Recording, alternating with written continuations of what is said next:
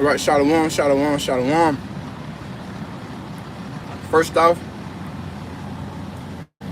I would like to give all glory, honor, and infinite praise unto our power, Yahweh Bahasham, Yahweh Shai Bahasham, Recha HaKodash, Salaki, and double honor to my apostles and elders at Great Millstone, the teaching rule well. Peace, love, salutations to the hopeful elect, starting with 144,000, rush to 1/3. All right, shalom, shalom. I'm the Baha Amayan from the Great Millstone, Columbia, Georgia Church. And just rolling through the spirit while I'm on the plantation. Just pondering on the title, let the Lord, Yahweh Shema Shah, fight our battles. You know? Let the Lord fight our battles, man.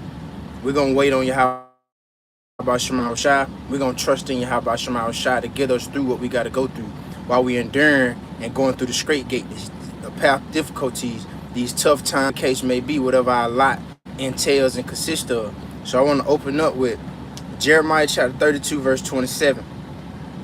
And it says, behold, I am the Lord Yahweh, the power of all flesh. Is there anything too hard for me? Is there anything too hard for Yahweh Shema Shai? No. Let's prove it. Impossible. Let's get. This is St. Matthew chapter 19, verse 26. It says, but Yahweh Shai beheld them and said unto them, with men this is impossible, but with the Most High all things are possible. All things are possible with Yahweh Shema Shai, man. We just got to continue to trust in the Lord, man, and don't resist his will. And the head of our account exhorted brothers through the conference call last night, you know. Just accept the Lord's will, man. Ratazakah Haya Aisha. In the Hebrew, that'd be your will be done. You know? Yahweh Shema Shai, Ratazakah Haya Aisha. You know? Let's get Psalms chapter. Let's see.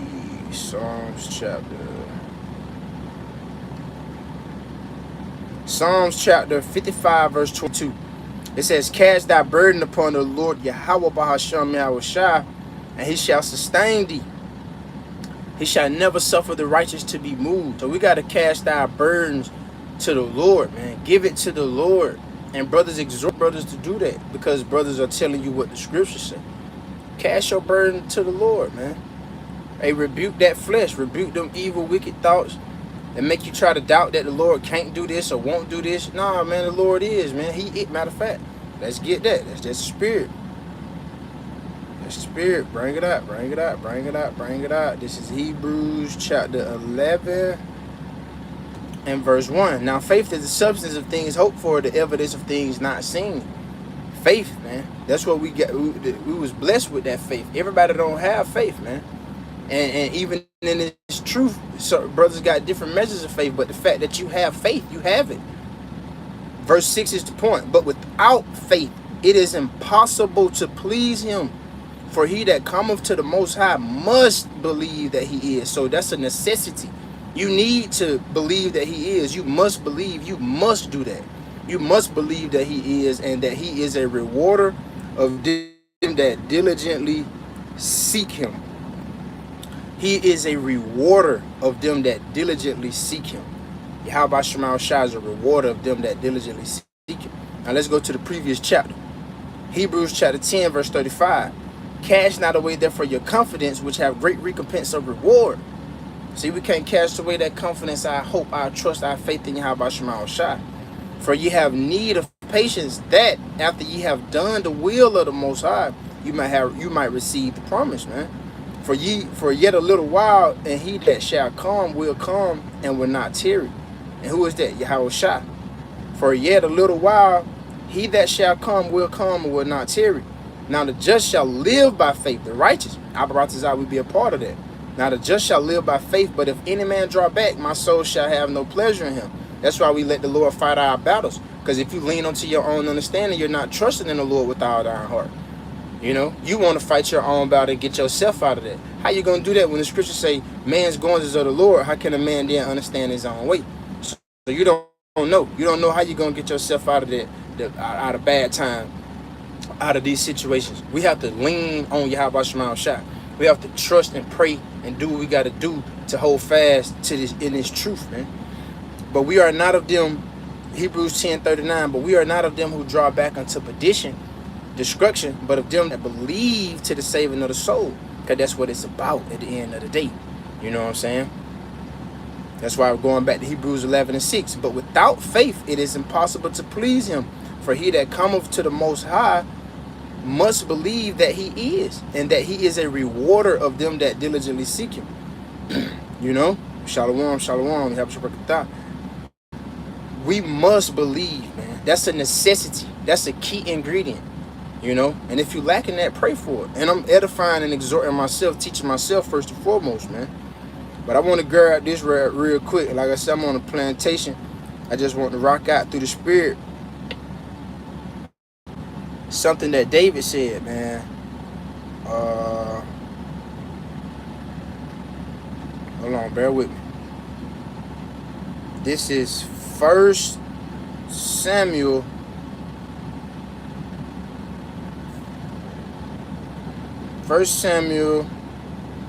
Chapter 17. And I read through it real quick, verse 31.